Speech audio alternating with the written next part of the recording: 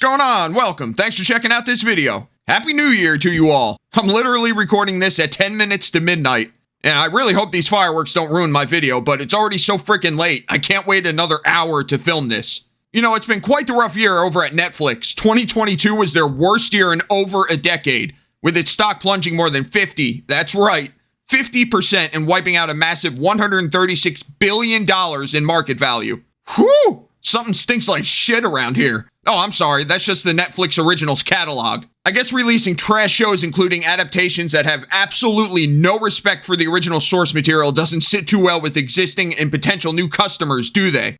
You mean to tell me no one was interested in a Meghan Markle documentary? And all those movies produced by the Obamas aren't helping either? This was supposed to make our subscriber numbers go through the roof. This isn't fair. My God, Netflix is just so out of touch. I mean, it got so freaking bad for them that they felt compelled to introduce a cheaper subscription tier that has advertisements, breaking their longtime promise to never have commercials on their platform. I will be fair though and admit that not everything they've released is pure dog shit. I mean, some of my viewers have told me that Wednesday is a pretty good show, and I heard a lot of good things about Cyberpunk Edge Runners as well back in September. But still, they're obviously having huge financial issues, and much of that has to stem from a quality issue on their exclusive shows and movies. And seriously, you don't need to look any further than the two biggest examples of this: The Witcher and The Witcher Blood Origin. The latter of which I've been absolutely tearing apart like crazy in most of my recent videos. The show has been an absolute dumpster fire and has no business using The Witcher branding. But there's an interesting theory making the rounds on YouTube that makes it look like things for The Witcher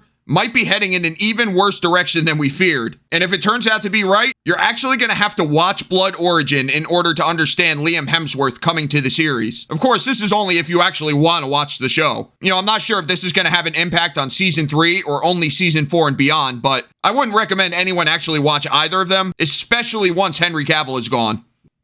The Witcher Blood Origin ending sparks theory Netflix will address Geralt's recasting by rebooting the entire series. Now, as I said, this is just a theory, compliments of the Sporking News podcast, but once I read it, it actually made a lot of sense. All the bits and pieces to it in the scene being discussed aren't really that complicated. That, in addition to Netflix's history of bastardizing The Witcher, it just makes perfect sense. While Netflix has remained mum on just how exactly they plan to address Geralt of Rivia's upcoming recasting from Henry Cavill to Liam Hemsworth in The Witcher, the ending to the series' Blood Origin prequel has sparked a new theory, which suggests they will do so by outright rebooting the entire franchise. And like I said a minute ago, the theory was first raised by this YouTuber, the Sporking News podcast. Broaching the topic of The Witcher Blood Origin as part of the night's planned topics, the Sporking News podcast recalled that after viewing its finale, he was left with the impression that Netflix would be taking drastic measures to explain Cavill's recasting. They're either going to write Geralt out completely and have a different Witcher, or Hemsworth is going to take the role over, but they're going to start from season 1 again, and it's just going to be a different story. You know, in all honesty, I think it could go either way. On the one hand, they already announced that Liam Hemsworth would be taking over as Geralt for Henry Cavill, so this should be the obvious direction to go in. But I'll never put it past Hollywood to pounce on the opportunity to remove the strong male lead and replace him with a whammon, instead. But if they are going to keep Geralt in there, they'll still be able to start from scratch and do whatever the hell they want with the lore. But now we'll find out exactly why the podcaster thinks these two situations might happen after we watch the Blood Origin finale.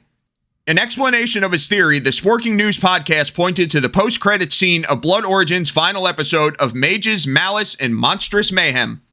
Therein, after having seemingly used the monoliths to travel between the various worlds of the multiverse, the mage Avallac'h is transported to the city of Sintra some 1500 years into the future, where he soon takes notice of a young girl Ciri playing dice on the streets with her friends. By the way, I really hate this guy that got to play Avallac'h. He looks absolutely nothing like in the games. He just looks like some guy instead of one of the NL. As noted by the podcast, this same dice game was first depicted on screen in the first episode of the core The Witcher series. Likewise, during this dice game, Ciri finds herself overwhelmed with the uneasy feeling that she is being watched. However, rather than eventually discovering that the pressuring gaze she felt was that of Geralt, as she did in the 7th episode of The Witcher's first season, Blood Origin instead retcons the story so that Ciri instead meets the gaze of Avallac'h himself, who smirks in response to his being noticed. So yeah, there you go. They completely retconned and replaced Geralt from a crucial scene from The Witcher. You know, that seems like a pretty blatant indication they're going to remove Geralt completely from the series. Or of course, they can just start the series over from the beginning. It really is hard to say for certain, but if they are going to keep Geralt in the show, why the hell would they remove him altogether from this scene? This small moment of non-verbal communication at such an early point in the core series timeline, believes the Sporking News podcast, is meant to serve as a divergence point from which Netflix can tell a new version of Geralt's tale with Hemsworth in the role and without any of Cavill's influence regarding source material accuracy. They're letting us know without telling us they are rewriting season 1 of The Witcher. Bye-bye, Henry Cavill, asserted the YouTuber. Interestingly, a recent interview given by series executive producer Lauren Hisrich seems to lend credence to the podcast's new Geralt theory. Speaking to Entertainment Weekly earlier this month about The Witcher's post-Cavill future, Hisrich explained, Geralt has a new mission in mind when we come back to him in Season 4. He's a slightly different Geralt than we expected, she teased, before emphasizing, now, by the way, that's an understatement. Emphasis hours. Jesus Christ, this is such a mess. So seriously, was this their play all along? To make Henry Cavill so freaking fed up with the direction they were taking the Witcher series in, you know, by completely ignoring the lore of the original source material and making all kinds of stupid changes and retcons, so that he would have no choice but to step away from his role of Geralt of Rivia instead of actually taking part in this bastardization. Because he was so committed to making a faithful adaptation for all the Witcher fans, which includes himself. And then they could just bring in some other twit, no offense to Liam Hemsworth, who wouldn't constantly be giving them a hard time when they try to make a mockery of the lore. You know, someone who will just keep his mouth shut and do what he's told. So I don't know for sure, we're gonna have to wait and see, but I always expect the absolute worst from Hollywood. Especially in this situation where you've already been witnessing this particular studio shitting all over the source material for the past couple of years. I mean, why wouldn't they want to set up things for the future of the show so it's easier for them to do so? Well, you tell me.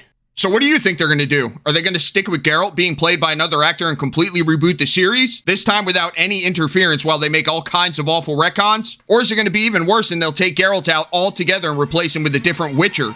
You know, both sound like shit to me, but nothing less than I expect from Lauren Hisrich. So anyway, let me know what you think of this in the comments down below. If you enjoyed it, hit that like button and check out one of these other videos I uploaded recently. Or consider subscribing if you want more content just like this. I'll catch you all later.